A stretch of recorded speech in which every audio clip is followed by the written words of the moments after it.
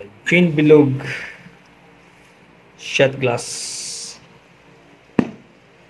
And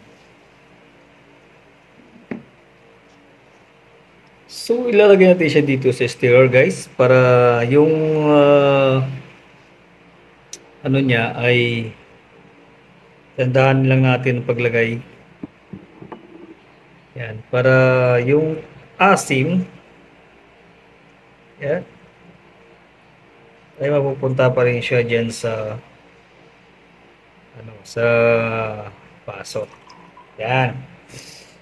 Alright.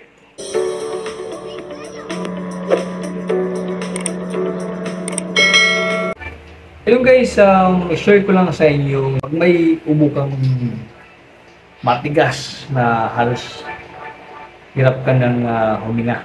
Guys, let's do this. I wanna show you what I did.